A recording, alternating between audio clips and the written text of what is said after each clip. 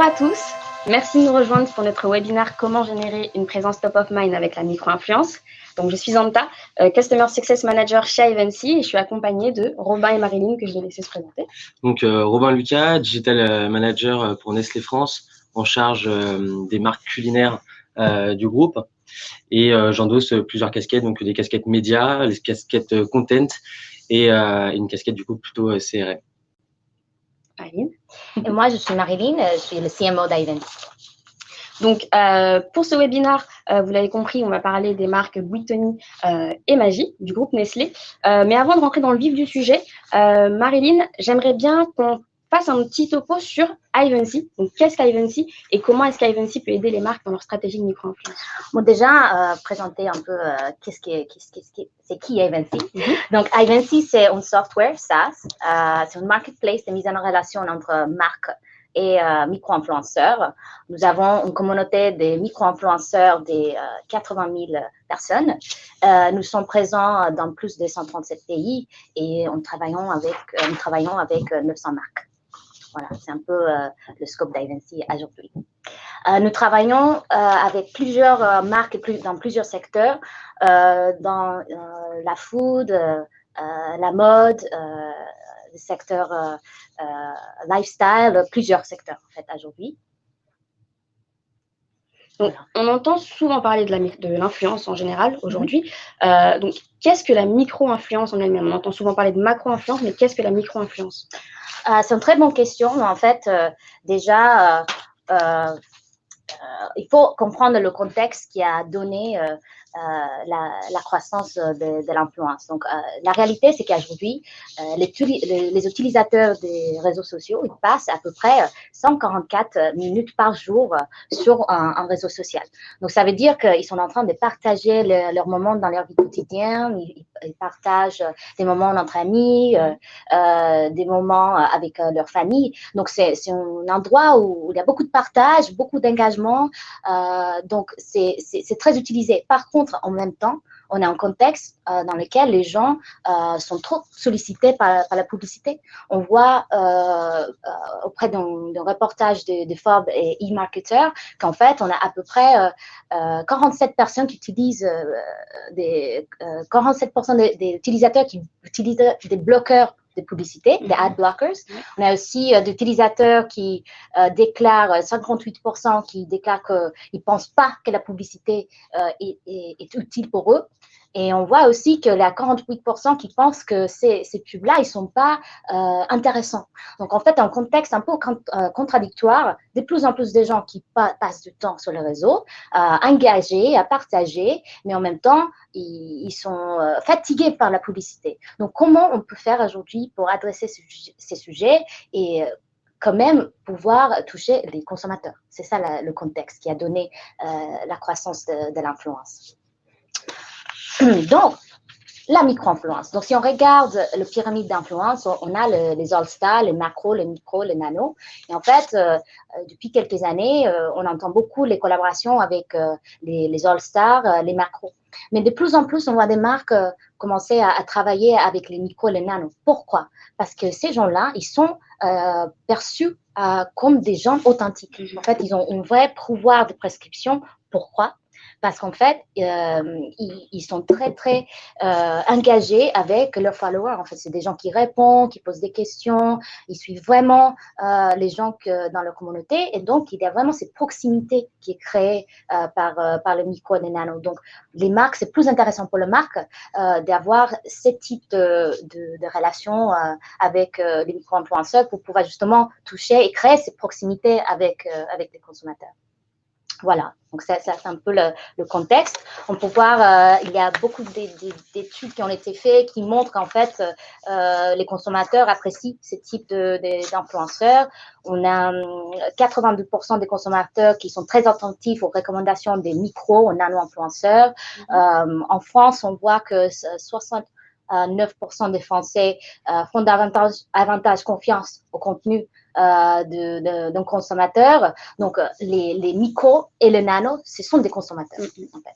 Donc, c'est pour ça qu'il y a vraiment cette puissance derrière ce type d'influence. Voilà. Du coup, Robin, on va passer au contexte de tes lancements de campagne sur la plateforme Eventy. Mais avant, quand on parle d'influence, on associe souvent cette influence au secteur de la beauté, de la mode, mais on a aussi beaucoup d'influence sur le secteur de la food. Est-ce que tu pourrais nous parler de la food sur l'influence? Ouais, alors tout simplement, la food, c'est un secteur qui est assez saturé en fait. Sur l'influence, tout simplement, il y a énormément de tendances qui sont lancées sur différentes plateformes. Je compte surtout Instagram, qui est quand même la plateforme numéro 1 sur tout ce qui est lancement de tendances.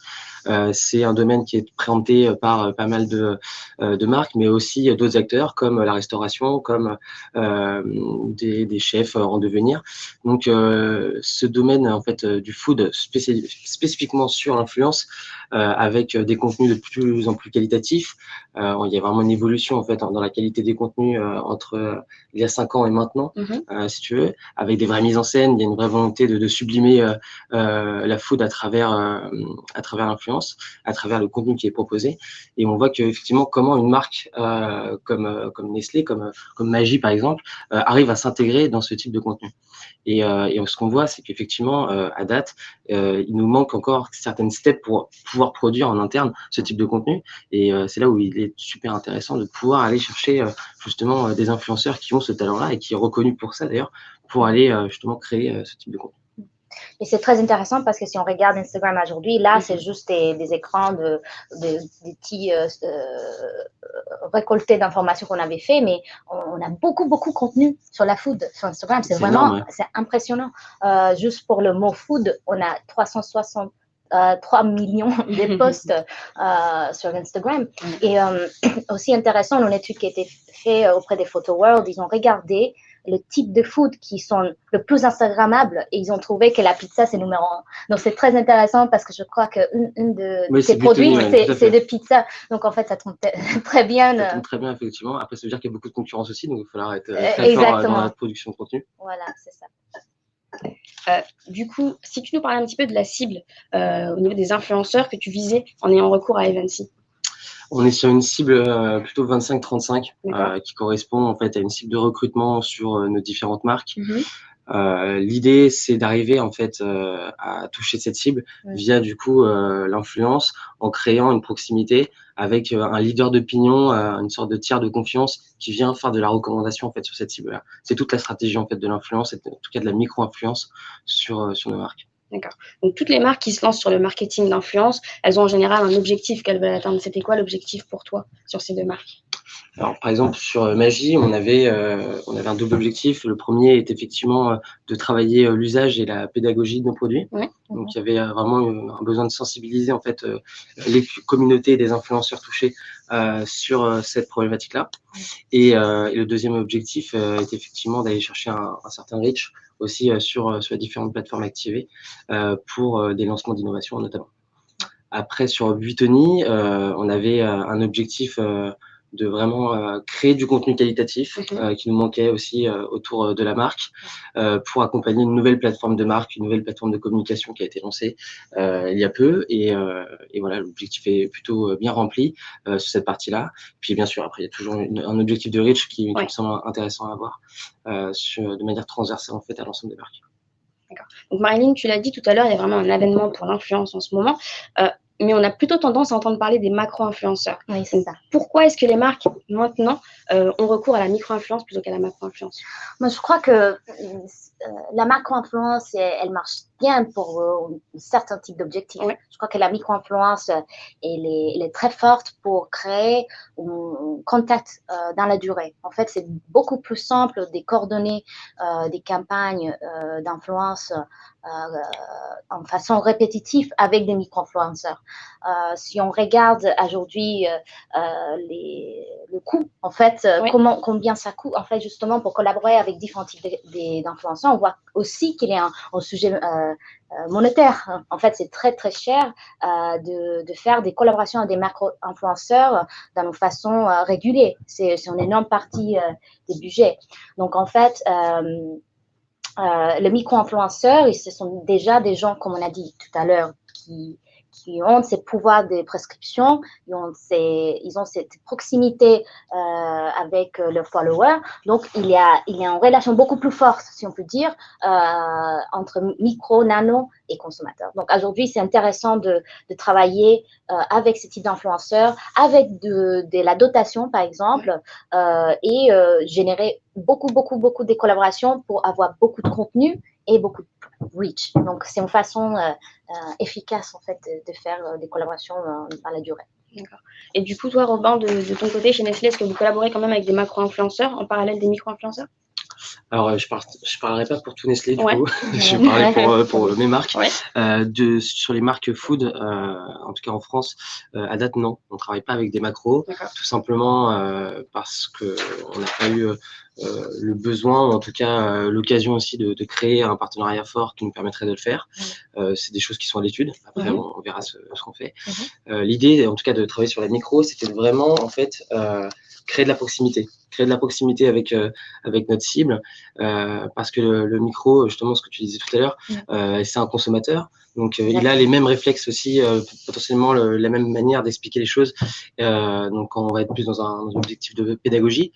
Et surtout, il vient potentiellement de la même ville que sa communauté. Je pense à un influenceur qu'on avait sur une campagne qui venait de Dijon, donc qui avait vraiment fédéré une communauté autour de cette ville-là. Et du coup, il y avait une vraie proximité, un engagement fort, etc. Donc ça enclenche pas mal de leviers qui nous permettent de dire qu'effectivement, la micro-influence est assez intéressante à activer. C'est intéressant dans cet exemple parce que c'est vraiment une transformation en ambassadeur quasiment. Ces travail-là, ces proximités avec des micro-influenceurs créent des ambassadeurs de la marque, même si ce n'était pas exprès. Mais c'est quelque chose qui arrive un peu dans conséquence de travailler avec. À force de la répétition aussi des campagnes, effectivement. Ouais. Très bien. Donc là, on a pu découvrir un petit peu quel était ton objectif à travers l'utilisation de la micro-influence. On a aussi besoin de savoir sur quel réseau tu t'es lancé et pourquoi est-ce que tu as fait le choix de ces réseaux-là. Alors, sur l'influence, on s'est lancé essentiellement sur Instagram pour Magie et Buto et sur Magie aussi, on a intégré les blogs. D'accord.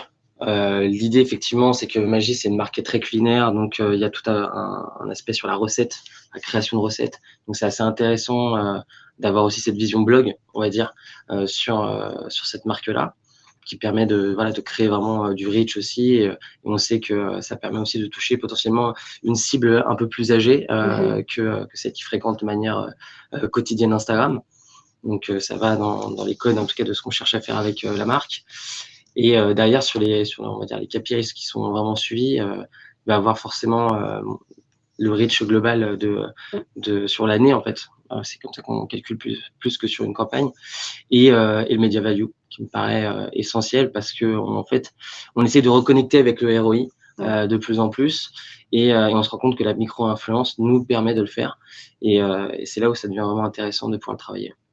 Ce qui est intéressant dans ce que tu dis, Marilyn, du coup, c'est qu'on peut quand même cumuler des campagnes sur différents réseaux, comme là, sur Instagram et sur les blogs. C'est vraiment des réseaux qui sont complémentaires.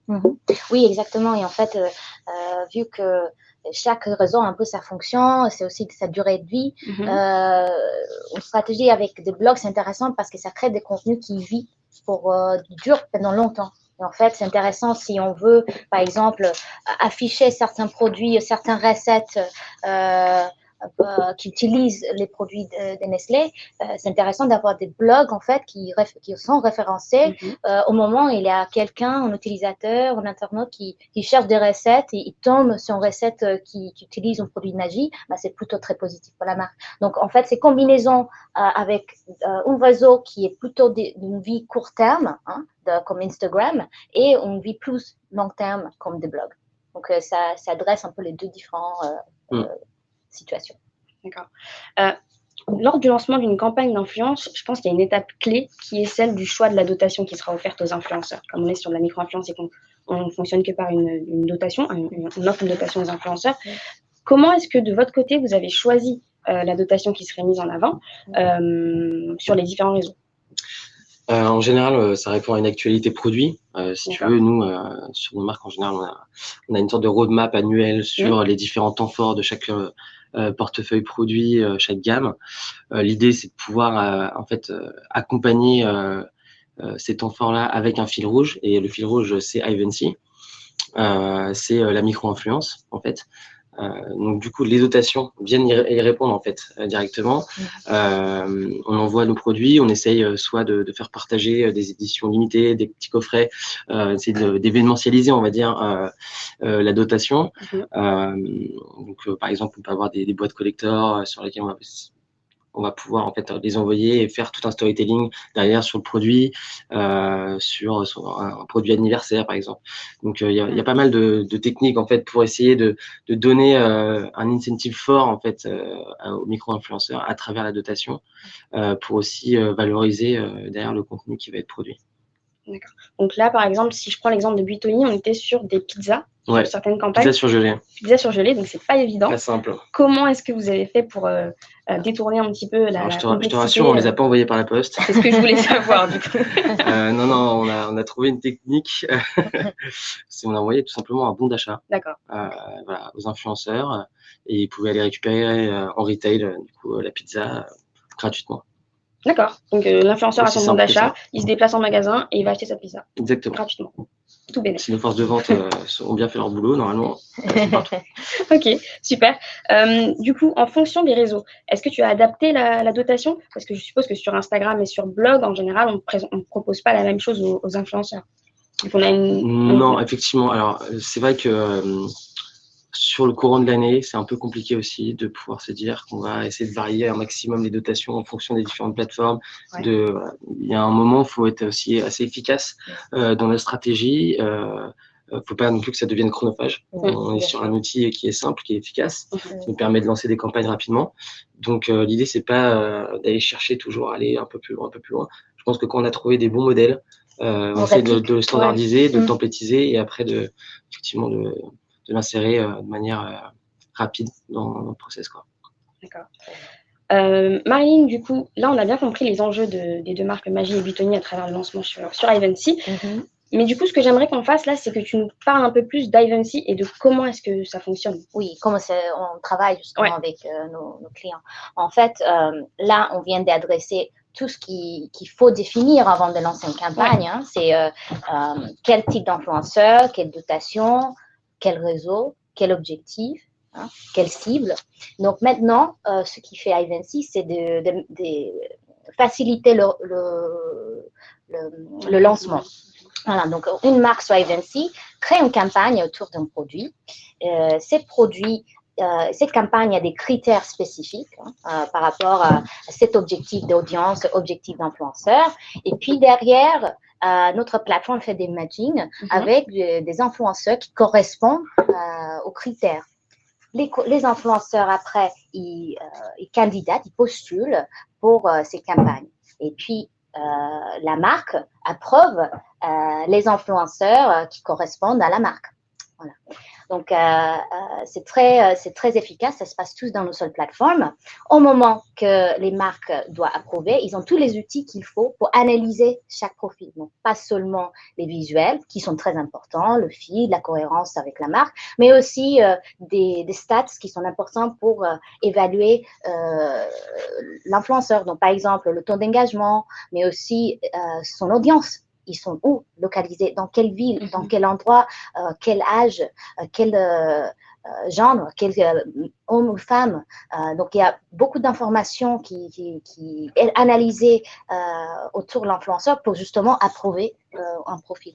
Donc, après que les profils sont approuvés, ils passent sur l'étape campagne. Donc, c'est vraiment là où ils ont accès à la marque, ils ont un échange avec la messagerie. Les produits sont envoyés ou un bon d'achat, par exemple, est aussi envoyé.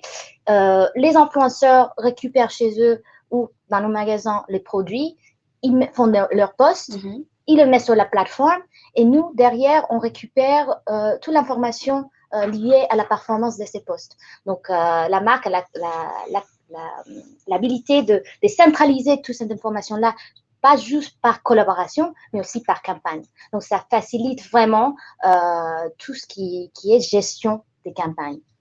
Voilà, c'est un peu la plateforme, comment elle fonctionne. D'accord. Donc, en gros, là, on a bien compris, sur la plateforme Evency, les marques peuvent choisir les influenceurs avec lesquels elles vont collaborer. Donc, toi, Robin, lors de tes campagnes, sur quels critères tu t'es basé pour choisir les influenceurs? Quels sont les critères les plus importants pour toi? Bon, le premier critère, forcément, c'est est-ce qu'il va toucher une communauté qui est plutôt affinitaire avec ma marque. Donc, par exemple, je reprends l'exemple de Magie parce que je le trouve assez pertinent, sur une catégorie vraiment très food. Donc là, effectivement, donc, je vais filtrer par rapport à ça. Avoir toujours un petit côté lifestyle aussi qui permet de travailler un peu plus en recrutement, on va dire, potentiellement sur ta cible. Et derrière, on va avoir d'autres critères qui vont être effectivement la qualité des posts.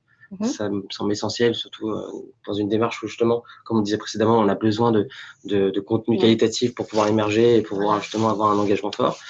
Derrière, il y a un autre point qui me semble important, c'est aussi le nombre de collaborations que peut avoir cette personne-là.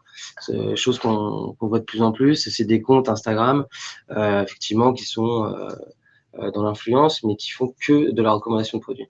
Et je pense, peut-être à tort ou à raison, je sais pas, mais en tout cas que c'est pas forcément les meilleurs ambassadeurs pour représenter la marque, pour pouvoir la recommander. Après, peut-être que non, tu vois. Je pense que ce serait intéressant d'avoir une étude là-dessus, mais moi je le recommande pas parce que c'est pas la démarche dans laquelle on s'inscrit, en tout cas pour le micro-influence. Et puis après, effectivement, forcément le nombre de followers qui sont affiliés à chaque influenceur, paraît essentiel. Et du coup, par exemple, sur tes campagnes, tu recrutes les influenceurs à partir de combien de followers? Ça va dépendre. Comme tu l'expliquais dans le processus, ils viennent candidater déjà. C'est pas moi qui vais les chercher. Et en fait, dans la candidature, si tu veux, tu essaies de trier un petit peu ce que tu as, ce que tu voudrais. En général, on essaie d'aller au-dessus de 10. Des fois, je vois des influenceurs qui sont à 3-4, mais qui ont des contenus vraiment très premium par rapport à ce que d'autres peuvent proposer et qui sont peut-être à 20. Donc, effectivement, je vais recruter. Il y a plein de petits points. Il n'y a pas, je pense, c'est pas standardisé, on va dire. On a nos grands drivers qui nous permettent de nous guider sur le choix. Après, il faut savoir faire ça en bonne intelligence. Bien sûr. Et aussi le taux d'engagement, en fait, j'imagine, pour des comptes très qualitatifs, même s'ils n'ont pas 50 000 followers, ils ont des taux d'engagement à des 8-9%. C'est vraiment puissant. Puis oui, il y a un autre point aussi, effectivement, c'est le fait de pouvoir travailler la micro-influence. Ce qui est intéressant, c'est de ne pas être bloqué dans le microcosme parisien. C'est-à-dire que dans l'influence, on a énormément de Parisiens qui sont influenceurs. Et c'est pas représentatif du tout du marché, en tout cas pour nous. Et là, ce qui est vraiment intéressant, en tout cas, de travailler, c'est d'aller chercher justement des influenceurs qui sont un peu partout sur le territoire, qui ont justement cette proximité avec leur région, avec leur ville. Et ça me semble assez essentiel, en fait, d'avoir c'est un peu cette parité, on va dire, dans le choix de nos influenceurs. Ça, c'est une des possibilités du coup sur la plateforme. Marilyn, tu me confirmes, on peut cibler un petit peu les influenceurs. En fait, ça devient de plus en plus important dans le ciblage de trouver justement la géolocalisation de chaque influenceur, voir où ils sont pour certaines marques aussi, où c'est très important de faire le drive to store ou d'essayer d'amener des audiences autour d'un endroit physique. Ça devient de plus en plus important. Donc, oui, très, très utilisé en ce moment. Et sur tes campagnes, Robin, si tu avais une fourchette comme ça à nous donner du nombre d'influenceurs que tu actives par campagne? Fourchette, on est plutôt aux alentours de 20-30. Par campagne? Ouais, par campagne. D'accord, ok, très bien. Donc 20-30 collaborations par campagne. Et à chacun des influenceurs, tu offres un bon d'achat, par exemple, si on est sur la totalement. campagne. Ok, très bien. Une autre étape clé, je pense que c'est même l'étape la plus clé à mon sens, ça va être la création du brief. Parce que forcément, là, on est avec des micro-influenceurs, on ne peut pas être aussi exigeant avec des micros que des macros, mais il faut quand même réussir à les guider pour avoir un contenu qui corresponde à ce qu'on veut. Donc, comment est-ce que toi, tu crées ton brief et sur quels éléments tu vas pouvoir insister pour atteindre tes objectifs? Dans l'idée, déjà, comment on construit le brief, c'est on cherche une petite punchline. Quelque chose de bien senti qui va donner tout de suite le mood dans lequel on veut lancer la campagne, ce qui aussi va tirer l'œil des influenceurs qui cherchent justement peut-être des campagnes qui ne soient pas redondantes sur la plateforme. Donc, c'est la bonne manière, en tout cas déjà, pour essayer d'attraper les bons micro-influenceurs. Et derrière, dans le brief, on essaie d'être assez succinct. L'idée, c'est quand même de laisser un peu de liberté aux influenceurs. Je pense vraiment que le choix, en fait, ce que tu vas faire comme choix de micro-influenceurs qui ont participé à la campagne en amont, va vraiment te permettre aussi de savoir ce que tu vas avoir. Donc, dans le brief, on va vraiment expliquer en fait le produit, sa valeur ajoutée. C'est toujours bien de faire un peu de pédagogie, ça mange pas de pain. Et derrière, il y a une partie forcément sur le travail attendu. Donc, la restitution, avoir potentiellement un backlink vers notre compte Instagram ou ce genre de choses. L'idée étant, c'est quand même de rester très libre. Après, nous, ce qu'on fait, c'est vraiment, il y a un gros travail derrière sur ce qui a été produit par l'influenceur, qui va nous permettre derrière de whitelister ou blacklister certaines personnes et de continuer à travailler de mieux en mieux avec certains. Oui, et peut-être, je sais qu'actuellement, il y a une campagne assez intéressante sur la plateforme. Peut-être, tu peux nous parler un petit peu de ça? Ouais. Donc en fait, c'est une campagne qui est en cours sur Instagram avec une startup qui s'appelle Yumiam. Donc en fait, on a co-créé un contenu d'entertainment avec un chef qui s'appelle Scotchman. Donc il vient dans une coloc, il vient pimper un peu la coloc, etc. avec du coup une recette bien à lui et un style qui lui correspond, assez décalé. L'idée, c'était de lancer une campagne sur Evency pour en fait faire écho à cette campagne-là sur Instagram et de pouvoir en fait avoir des influenceurs, des micro-influenceurs qui participent, qui produisent la recette chez eux, qui fait leur version. Leur version, voilà, exactement, et puis qui potentiellement vont pouvoir driver aussi du trafic sur cette campagne-là. C'est très intéressant aussi parce que là, c'est un exemple parfait dans lequel on combine justement une stratégie marketing normale, un peu, une initiative, une campagne marketing avec l'influence et motiver les micro-influenceurs à justement s'embarquer sur cette initiative. Donc, c'est très intéressant. Ce moment, ça marche très bien. On a beaucoup de gens qui postulent. Ouais, mais je pense que c'est une bonne initiative aussi. Ouais. Et juste pour revenir à ces points de brief, je crois qu'il faut juste qu'on se rappelle qu'on parle de l'humain. En fait, la micro-influence, ce sont des personnes, ce sont des consommateurs, en fait. Donc, l'approche et la façon dans laquelle on communique avec eux, c'est très important. Il faut que ça soit vraiment un échange comme si c'était la marque en train de parler avec des consommateurs. Donc, c'est vraiment ce type des mindsets qu'il faut avoir dans le brief. Du coup, maintenant, si on passe à la fréquence de lancement de campagne sur la plateforme, est-ce que tu as un plan que tu vas respecter? Combien est-ce que tu vas lancer de campagnes par mois? Ou est-ce que ça va vraiment dépendre de plusieurs choses dont tu pourras nous parler peut-être? Si tu veux, je vais t'expliquer un peu comment ça fonctionne chez nous. Ouais. Je pense que ça vous donner une idée plus claire de comment on lance les campagnes. En gros, toutes les campagnes Evency, elles sont lancées en binôme. C'est-à-dire que comment on a voulu en fait construire la relation à Evency et l'intégrer dans les équipes marketing, c'était de donner un outil digital aux marketeurs, aux chefs de produits, pour qu'ils puissent eux-mêmes lancer les campagnes sur Evency. L'idée, c'est en backup, il y a un membre de l'équipe digitale qui est support et qui vient justement l'aider et voilà, guider aussi et donner les best practices potentielles sur la mise en ligne de la campagne. Donc, c'est eux ils ont leur connaissance produit, ils savent connaissent leur temps fort. L'idée, c'est qu'en début d'année ou sur chaque semestre, on s'aligne sur une roadmap commune avec l'ensemble des chefs de produits et on essaye d'aller sur maximum 2 campagnes par mois. Parce que l'idée, c'est de pas saturer non plus le réseau, même s'il y a un nombre pléthorique d'influenceurs. C'est aussi d'être cohérent avec la stratégie et de pas produire sur Instagram pour pas tout simplement avoir les foudres des consommateurs sur la marque. Est-ce que tu as des exemples de campagnes que tu as lancées sur tes temps forts sur l'année qui est passée? Il y a eu une campagne, justement, ce que je disais tout à l'heure, sur Cubor, notamment, avec le lancement d'une boîte métal, donc, qui était une édition limitée, sur laquelle on était en parallèle en promo en magasin. Il y a eu un temps fort aussi sur de la VOL, donc via YouTube, etc. Donc, une campagne digitale assez forte. L'idée, c'est vraiment accompagner avec la micro-influence, faire écho et potentiellement travailler un peu de remind sur nos consommateurs qui ont été touchés via des campagnes, mais via un contenu en fait qui est proposé par un tiers de confiance. Très bien. Et c'est important, je crois aussi, de noter que c'est vraiment cette stratégie de long terme, en fait. qui fait que c'est une stratégie micro-influence. En fait, il y a de temps en temps que des conversations autour de la micro-influence ou des idées de faire des campagnes dans une seule one shot, one time. Mais en fait, on voit que le vrai impact de la micro-influence, c'est sur la durée.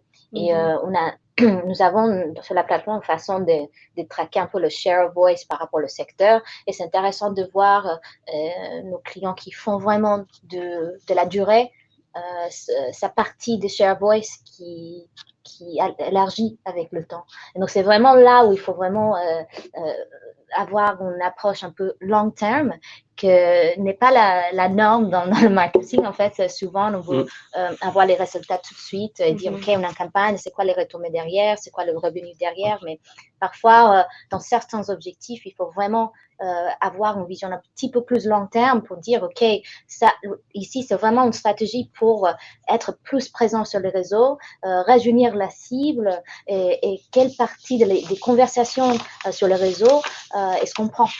Donc, je crois que c'est ça vraiment un aspect intéressant de la micro-influence. Donc là, en fait, on comprend mieux le fonctionnement d'Ivancy, on comprend mieux les enjeux de Nestlé suite au lancement de campagne sur Ivancy. Je pense qu'il y a une partie qui devrait intéresser la plupart des gens qui sont en train de nous suivre en ce moment, c'est vraiment la mesure des résultats. Comment est-ce que toi, de ton côté, Robin, tu mesures les résultats sur tes différentes campagnes? Je les mesure avec Ivancy déjà. Ouais. Non, en gros, on a certains KPIs qui sont clés. On en a parlé tout à l'heure. Après, effectivement, donc là, on voit grosso les chiffres clés sur 2019. Moi, ce qui va vraiment m'intéresser, c'est le ROI concrètement, déjà dans un premier temps. Donc, ce qu'on investit en micro-influence versus ce que le media value en fait me donne derrière, car c'est difficile en fait de pouvoir calculer en lower funnel la phase finale d'achat suite à de l'influence. En tout cas, le media value nous permet déjà d'avoir un point de ROI sur ces campagnes-là. Derrière, il y a effectivement le taux d'engagement. On est quand même assez attentif sur les commentaires pour voir ce qui retombe. C'est quand même toujours intéressant de pouvoir placer un petit peu sa marque, son produit sur les différentes communautés qui sont inscrites dans ce type de plan. Et ensuite, effectivement, c'est forcément la portée globale qui me semble assez intéressante à pouvoir lire, car elle arrive toujours en complément d'une campagne. Elle permet toujours de travailler peut-être de manière différente, sous un axe différent, avec un autre discours, certains produits lors de temps forts. Donc, c'est un outil en plus pour nos campagnes. Donc là, on voit il y a plusieurs chiffres clés sur les différentes campagnes que tu as lancées. Et il y a surtout sur les slides suivantes des belles publications du coup que les influenceurs ont créées. Est-ce que ces publications-là, toi, tu vas les réutiliser sur tes réseaux? Comment tu vas les réexploiter? Ouais, l'idée, c'est de pouvoir mutualiser aussi la part de création de contenu que nous, on peut faire. C'est-à-dire, quand je disais tout à l'heure qu'on souhaite avoir des contenus qualitatifs, que justement le talent, il est chez eux, l'idée, c'est de pouvoir réutiliser ce type de contenu, l'intégrer dans notre stratégie éditoriale sur Instagram, par exemple, et bien sûr avoir une redirection vers le compte de l'influenceur. Donc, c'est une stratégie, je pense qu'il est win-win en fait entre les deux entités et qui nous permet vraiment d'avoir du contenu qualitatif sur notre plateforme sociale. Quand on voit ces photos-là, on voit qu'il y a vraiment une importance aussi au niveau du brief, pouvoir briefer les influenceurs, faire en sorte qu'on ait des photos d'aussi bonne qualité. Elles ressemblent même à des photos qu'un macro-influenceur aurait pu créer. Oui, en fait, là, on a un mix de différents produits. Hein, donc, on a combiné des photos sur les produits Maggi, aussi sur les produits Buitoni. Et en fait, on était tous très, très contents de voir beaucoup de contenu. En fait, les gens ont vraiment pris l'effort pour essayer de créer des scènes, de combiner un peu les photos avec des recettes. Et c'est utile pour la plateforme aussi, pour les marques d'utiliser la plateforme parce qu'on peut directement sur la plateforme voir le EMV de chaque photo. Donc, c'est intéressant de pouvoir même filtrer par les photos qui ont donné le plus de valeur dans la campagne. Donc, on voit beaucoup de photos qui ont été prises. Du coup, dernière petite question sur les chiffres clés. Ça fait déjà plus d'1 an que tu collabores avec Ivancy sur ces 2 marques. Comment est-ce que tu expliques qu'Ivancy est rendu efficace le lancement de tes campagnes de micro-influence? Je pense que la plateforme est quand même bien faite. C'est-à-dire que ce que je disais tout à l'heure, c'est les équipes chez nous au marketing prennent en main vraiment la plateforme, la lancent. Donc en fait, on fait des économies de temps. On n'est pas obligé d'avoir des strates hiérarchiques de validation sur les lancements de campagne. Derrière, on a modélisé une manière de faire qui nous permet vraiment d'être efficace. La plateforme nous met en relation directement avec les différents influenceurs et surtout cette notif qui nous permet de faire du whitelist et du blacklist d'influenceurs nous facilite pas mal la vie aussi. Donc plus en fait on travaille sur la plateforme, plus on va dire on arrive à faire s'adapter à nos besoins et à créer une chaîne de valeur dans le temps. Donc effectivement, on se rend compte que de plus en plus de campagnes sont performantes versus le tout début où justement effectivement nous aussi on apprenait en marchant et maintenant on lance des campagnes assez régulièrement de manière très proactive pour les équipes et on se rend compte qu'on a souvent des très bons résultats aussi bien en termes de qualité photo que en termes de quantité de reach. D'accord. Tu nous as parlé tout à l'heure de l'importance du ROI pour toi. Est-ce que tu peux nous dire 2 mots sur la façon dont tu calcules ce ROI-là? La façon dont je calcule le ROI, oui, d'accord. En gros, il y a la media value qui rentre en compte. Il y a effectivement le contenu. Donc, nous, on a une chaîne en fait de calcul interne qui nous permet de savoir effectivement combien ça coûte combien pour produire ce type de contenu à produire de manière un peu plus standardisée à la chaîne, on va dire. Et derrière, il y a effectivement en contrepartie, parce que nous, on paye forcément à la plateforme pour être lancé sur cette partie-là d'influence, avec aussi toute la partie potentiellement de frais d'envoi, des différentes dotations. Donc, on essaie d'être vraiment le plus exhaustif possible sur les différentes valeurs ajoutées et prix aussi à payer. Et on se rend compte qu'on est plutôt positif sur l'ensemble de l'année, donc assez intéressant. Il y a d'ailleurs d'autres marques qui ont des approches assez héroïstes sur la plateforme, Maryline. Je sais pas si tu peux nous en dire quelque chose. Oui, j'ai regardé un peu les questions. Je vois déjà qu'il y a quelques questions autour l'ROI et revenus. Donc, il faut prendre en compte qu'en fait, ce type d'approche requiert aussi qu'on ait une approche sur le format, les objectifs de chaque campagne. En fait, il y a une étude qui a été faite il y a 1 an par une agence américaine dans laquelle ils voyaient que il y avait des gens qui lançaient des campagnes d'influence, mais qu'ils mesuraient que le revenu. Et en fait, c'est pas cohérent parce que ça dépend de l'objectif de chaque campagne. On ne peut pas toujours mesurer les choses de la même façon. En fait, ça dépend vraiment de l'objectif. Nous avons des marques, par exemple, où ils sont focalisés sur la transformation en vente directement. Et là, c'est quelque chose qui est faisable avec l'influence, mais il faut faciliter en fait cette action-là. Donc, par exemple, nous avons des clients qui utilisent des codes promo, par exemple, qu'ils ont en e-commerce, qui permet justement cette action d'achat. Donc, pour ce type de clients, eux, ils utilisent des codes promo qui sont partagés à chaque influenceur, et puis les influenceurs, ils partagent ces codes promo, et ils ont un site en ligne où ils peuvent partager, les utilisateurs peuvent utiliser ces codes promo pour faire un achat. Il y a aussi des autres types de campagnes où c'est vraiment un drive to store, un drive to event. Donc, il y a un événement qui est créé où ils invitent des influenceurs, des micro-influenceurs pour justement interagir avec la marque, découvrir les produits, etc. Donc, il y a vraiment une variété en fait des objectifs, des KPI, des façons de vraiment de générer des revenus, si on peut dire que il faut pas juste se focaliser sur ok, est-ce que un post Instagram, un post va générer directement des revenus. Il faut aller un petit peu plus loin dans la stratégie et dire ok, dès le début, je veux une campagne qui est orientée vente. Ok, comment est-ce qu'on crée une campagne orientée vente et il faut que la marque aussi puisse faciliter ces process-là. Donc, il faut que j'ai un store en ligne, il faut que j'ai un site e-commerce. Donc, il y a beaucoup de choses en fait qui sont liées à la conversion en fait en revenus. Donc, nous avons après, je crois que des autres études des cas, c'est dans la suivante. Là, je juste mets en avant quelques études que nous avons sur notre site web qui prennent en compte ces différentes utilisations, différents types de calculs ROI, différents types d'objectifs de campagne pour ceux qui sont intéressés, vous pouvez y aller et télécharger les études. Du coup, pour conclure, Robin, ça fait plus d'1 an que tu es sur la plateforme Avency. Qu'est-ce que tu conseillerais aux marques qui peut-être sont là en train de nous suivre, qui ont du mal à sauter le pas sur la micro-influence?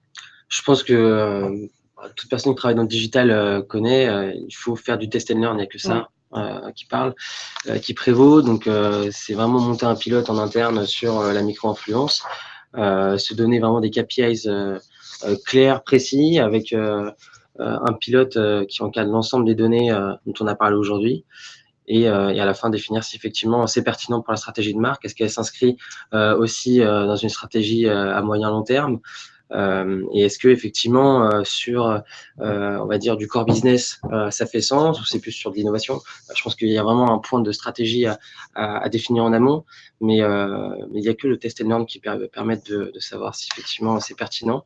Je pense que les influenceurs sont assez créatifs, donc ça c'est un côté assez positif pour pouvoir en fait sublimer les produits qu'ils mettent en avant. Donc faut savoir, il y a une part de confiance à donner et il faut juste sauter le pas, quoi. Merci beaucoup. Merci du coup pour toutes ces infos. Je pense qu'on a quelques questions sur la fin, sur lesquelles on pourrait repasser. Oui, je vois 2 questions assez intéressantes. Le premier, c'est sur TikTok. Oui. On entend beaucoup parler de TikTok en ce moment. Est-ce que c'est un réseau sur lequel on peut s'élancer dans la micro-influence? Très bonne question. En fait, aujourd'hui, TikTok, c'est un réseau social qui vraiment a une énorme croissance. Ils ont à peu près 300 millions d'utilisateurs aujourd'hui. Ils ont réussi à avoir ça juste en 3 ans. Pour Instagram, ça a pris 6 ans pour l'avoir. Donc, c'est vraiment quelque chose qui commence à vraiment prendre beaucoup de visibilité, d'ampleur. Par contre, il est encore très jeune comme réseau. La plupart d'utilisateurs sont moins de 18 ans. Je crois que ils ont 14 millions de personnes adultes sur la plateforme. Donc, 300 millions par rapport à 14 millions, c'est pas encore énorme. Mais je crois qu'on va avoir de plus en plus des adultes, des gens plus âgés, des gens gamme d'âge qui vont commencer à l'utiliser. Donc, à regarder, à voir, à suivre. Je crois que ça dépend de la marque, ça dépend du produit. Mais je crois que c'est tout à fait possible d'envisager des collaborations dans le futur sur TikTok, sur plein de secteurs. Donc, intéressant. Je vois une autre question aussi liée un peu au réseau, la suppression des likes. Donc, sur Instagram. Sur Instagram. En fait, depuis quelques semaines maintenant, ça devient un peu le buzz. Qu'est-ce qui va faire Instagram avec les likes? Ils ont caché ça sur plusieurs pays en Europe, en Asie et même dans les États-Unis. Très intéressant. Je crois que ça peut être très positif en fait, parce qu'on va pouvoir justement vraiment identifier des posts qui sont authentiques. En fait, l'effet groupthink, l'effet je like parce que les autres ont liké, on va un peu éliminer ces parties-là. Donc, on va avoir de plus en plus des contenus plus authentiques, et les influenceurs eux-mêmes, l'utilisateur, vont devoir publier plus en fait. Pour être présents, ils vont pas pouvoir profiter de la viralité en fait d'un post très liké, mais par contre ils vont pouvoir ils vont devoir être plus visibles en fait, ils vont devoir publier plus. Donc, je crois que on va avoir une tendance d'utilisation de beaucoup plus de postings et même s'il y a une baisse dans le nombre de likes parce qu'on enlève ces parties group, je crois que les contenus vont être de plus en plus authentiques. Donc, c'est plutôt positif. Après, pour la calculation des ROI sans like, c'est important, mais les plateformes d'influence qui ont accès à l'API d'Instagram vont toujours avoir accès aux likes. Donc, par exemple, nous, ça ne nous impacte pas pour calculer le IMP, voir les likes pour chaque image. Donc, il n'y a pas d'impact pour les plateformes qui ont cet accès-là. D'accord. C'est plutôt positif. C'est plutôt positif. Alors, est-ce qu'il y a d'autres questions? Je crois que j'en ai vu une tout à l'heure sur... Hop. Sur un brief, il me semblait. Je regarde le nombre de... Est-ce que vous avez un outil efficace disponible au public pour analyser un profil Instagram? Pour l'instant, nous avons FameCheck, mais ça fait partie de la plateforme. Donc, c'est nos clients qui ont accès à cet outil-là pour justement pouvoir faire cette analyse-là. Pour l'instant, non, c'est pas gratuit public, mais ça fait partie de la plateforme. Comment faites-vous pour surveiller les contenus créés par vos influenceurs ainsi que les réactions de leurs followers? Surveiller les contenus créés par les influenceurs. Ce qui est bien sur la plateforme Ivancy, c'est que comme on est sur de la micro-influence, on a tendance à ne pas vouloir brider les influenceurs, et donc du coup les influenceurs vont créer leur contenu, le publier sur la plateforme, et ensuite la marque a accès à ce contenu. Donc on va pas vraiment le contrôler, ce contenu-là. Par contre, si jamais on se rend compte que le contenu n'est pas en accord avec le brief que la marque avait mis à disposition des influenceurs et que les influenceurs du coup avaient pris en considération avant de postuler, on va pouvoir entrer en contact avec l'influenceur et le mettre devant le fait accompli et lui dire que voilà, le brief n'a pas été respecté. Et dans ces cas-là, on trouve un terrain d'entente pour que l'influenceur crée de nouveau du contenu qui puisse correspondre à ce que la marque avait demandé en amont. Exactement. Il faut aussi prendre en compte que c'est vraiment une communauté. Oui. Donc, les gens qui travaillent avec nous, ce sont des gens qui travaillent très souvent. Donc, ils savent que s'il y a une collaboration ou il y a un post qui ne plaît pas à la marque ou il faut le changer, ils sont très contents de le changer. En fait, eux, ils ne vont pas briser cette relation avec les marques ni Ivancy parce qu'ils vont continuer à collaborer avec nous. Donc, en fait, on a très peu de problèmes au niveau ce type de contrôle. En fait, le plus on a des briefs qui sont à la fois inspirants, qui créent cette proximité avec la marque, qui laissent un peu un espace de créativité, mieux sont les résultats en fait. Donc, c'est intéressant de le regarder dans ce sens-là. Je crois qu'on a le temps pour une dernière question. Alors, intéressant. Le technique de bon d'achat pour récupérer un produit en magasin fonctionne avec les micro-influenceurs. Est-ce qu'il est plus délicat de demander cette action à un influenceur plus conséquent? Comment faire? Bon, je crois que déjà, un influenceur dans lequel il y a une rémunération derrière, déjà, on est vraiment plutôt dans un échange plus contractuel. Donc, je crois que dès le moment qu'il est en contrat, qu'il est en rémunération derrière, c'est quelque chose qu'on peut mettre dans les conditions des contrats. Donc, je crois que le sujet de demander à un influenceur d'utiliser un bon d'achat, c'est vraiment pour simplifier un peu la vie de l'influenceur aussi, ou sur des produits où c'est difficile de justement, il y a une difficulté de transporter des produits qui sont surgelés. Donc, c'est plutôt dans l'idée de faciliter les choses. Après, pour un partenariat rémunéré, je crois qu'il y a plus d'obligations derrière de la part de l'influenceur à respecter. Ok, je crois que là, on est sur la fin. Donc, je suis désolée pour les personnes qui ont posé beaucoup de questions. N'hésitez pas à nous contacter, nous envoyer un mail, nous contacter si vous voulez un démo de la plateforme pour répondre à vos questions, avoir plus d'informations, etc. Donc, merci beaucoup. Merci Robin déjà. Merci à vous. De nous avoir donné plein d'infos. Merci à tous de nous avoir suivis du coup. Et puis, on se tient au courant. Si jamais vous avez besoin d'infos, vous pouvez nous contacter à l'adresse mail qui se trouve à la fin. Merci. Merci. Au revoir.